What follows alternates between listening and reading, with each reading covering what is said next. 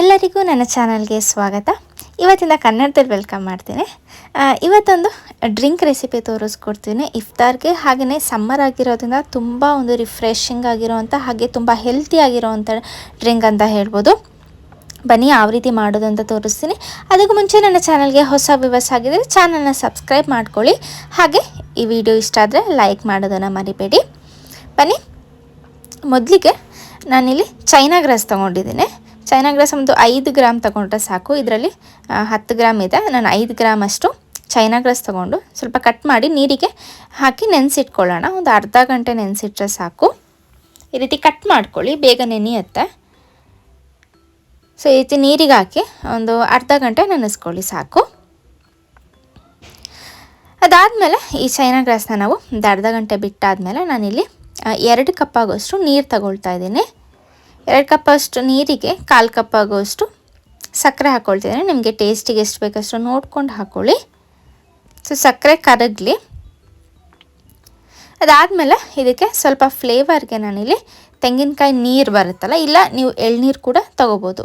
ಅದನ್ನು ಒಂದು 1/4 ಕಪ್ ಹಾಕ್ಕೊಂಡು ಇದು ಏನು ಸಕ್ಕರೆ ಕರಗಿಸ್ಕೊಳ್ಳೋಣ. ಸಕ್ಕರೆ ಕರಗಿ ಇದು ಸ್ವಲ್ಪ ಕುದಿ ಬರಬೇಕು. ಈ ರೀತಿ ಕುದಿ ಬಂದಮೇಲೆ ನಾವೇನು ಚೈನಾ ಗ್ರಾಸ್ ನೆನೆಸಿಟ್ಟಿದ್ವಲ್ಲ ಅದನ್ನು ಹಾಕ್ಕೊಳ್ಳೋಣ.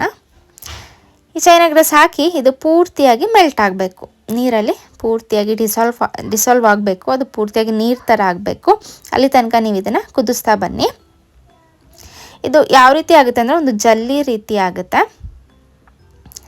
ಸೊ ಹಾಗಾಗಿ ನೀವು ಇದನ್ನು ಪೂರ್ತಿಯಾಗಿ ಕರಗಿಸ್ಕೊಳ್ಳಿ.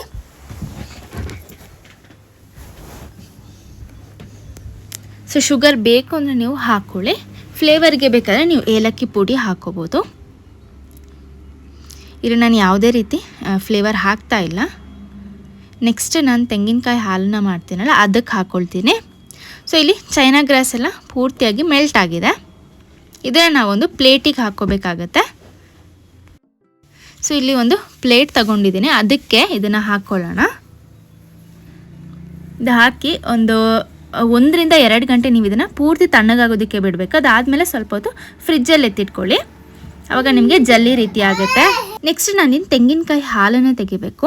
ನಾನಿಲ್ಲಿ ಒಂದು ತೆಂಗಿನಕಾಯಿ ತಗೊಂಡಿದ್ದೀನಿ ಪೂರ್ತಿ. ಅದನ್ನು ಮಿಕ್ಸರ್ ಜಾರ್ಗೆ ಹಾಕ್ಕೊಳ್ತಿದ್ದೀನಿ. ಎಲ್ರಿಗೂ ಗೊತ್ತೇ ಇರುತ್ತೆ ತೆಂಗಿನಕಾಯಿ ಹಾಲು ತೆಗಿಯೋದು. ಇದಕ್ಕೆ ಒಂದು 2 ಏಲಕ್ಕಿ ಹಾಕಿ ಸ್ವಲ್ಪ ನೀರನ್ನು ಹಾಕಿ ನೀವು ಗ್ರೈಂಡ್ ಮಾಡ್ಕೊಳ್ಳಿ. ಸೊ ಚೆನ್ನಾಗಿ ಫೈನಾಗಿ ಗ್ರೈಂಡ್ ಮಾಡ್ಕೊಳ್ಳಿ.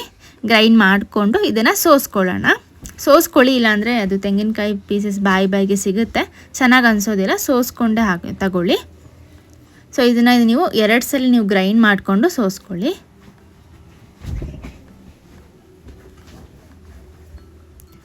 ಸೊ ನಾನು ಸ್ಕಿಪ್ ಮಾಡೇ ಹಾಕ್ಕೊಳ್ತಾ ಇದ್ದೀನಿ, ಗೊತ್ತಿರುತ್ತೆ. ಸೊ ತೆಂಗಿನಕಾಯಿ ಹಾಲನ್ನು ತೆಗೆದಿದ್ದೀನಿ. ನಿಮಗೆ ಬೇಕು ಅಂದರೆ ನೀರನ್ನು ಹಾಕ್ಕೋಬೋದು. ನಿಮಗೆ ಎಷ್ಟು ತಿಕ್ಕಬೇಕಷ್ಟು ಆ ರೀತಿ ನೀವು ಮಾಡ್ಕೋಬೋದು. ಸ್ವಲ್ಪ ಲೂಸಾಗೆ ಮಾಡ್ಕೊಳ್ಳಿ. ಸ್ವಲ್ಪ ನೀರನ್ನು ಜಾಸ್ತಿನೇ ಹಾಕ್ಕೊಳ್ಳಿ. ನೆಕ್ಸ್ಟ್ ಇದಕ್ಕೆ ಸ್ವಲ್ಪ ಸಕ್ಕರೆ ಹಾಕ್ಕೊಳ್ಳಿ. ಟೇಸ್ಟಿಗೆ ನೋಡ್ಕೊಂಡು ಸಕ್ಕರೆ ಹಾಕ್ಕೊಳ್ಳಿ. ನೀವು ಬೇಕಾದರೆ ಕಂಡೆನ್ಸ್ಡ್ ಮಿಲ್ಕ್ ಕೂಡ ಅಂದರೆ ಮಿಲ್ಕ್ ಮೇಡ್ ಕೂಡ ಹಾಕ್ಕೋಬೋದು. ಟೇಸ್ಟ್ ಇನ್ನೂ ಚೆನ್ನಾಗಿರುತ್ತೆ. ಹಾಗೆಯೇ ಇದಕ್ಕೆ ಸ್ವಲ್ಪ ಐಸ್ ಕ್ಯೂಬ್ಸ್ ಕೂಡ ಹಾಕ್ಕೋಬೋದು. ಸೊ ಇಲ್ಲಿ ತೆಂಗಿನಕಾಯಿ ಅಲ್ಲಿ ರೆಡಿಯಾಗಿದೆ. ಹಾಗೆಯೇ ಇಲ್ಲಿ ನೋಡ್ಬೋದು ನಮ್ಮ ಚೈನಾ ಗ್ರಾಸ್ ಕಂಪ್ಲೀಟಾಗಿ ಸೆಟ್ ಆಗಿದೆ. ಒಂದು 2 ಗಂಟೆ ತಣ್ಣಗಾದ್ಮೇಲೆ ಇದನ್ನು ಸ್ವಲ್ಪ ಹೊತ್ತು ಫ್ರಿಜ್ಜಲ್ಲಿ ಎತ್ತಿಟ್ಟು ನೀವು ಕಟ್ ಮಾಡ್ಕೊಳ್ಳಿ. ಆವಾಗ ಕಂಪ್ಲೀಟಾಗಿ ಸೆಟ್ ಆಗುತ್ತೆ. ಸೊ ಇಲ್ಲಿ ಈ ರೀತಿ ಬಾಕ್ಸ್ ಶೇಪಲ್ಲಿ ಕಟ್ ಮಾಡ್ಕೊಳ್ತಾ ಇದ್ದೀನಿ ಚಿಕ್ಕದಾಗಿ.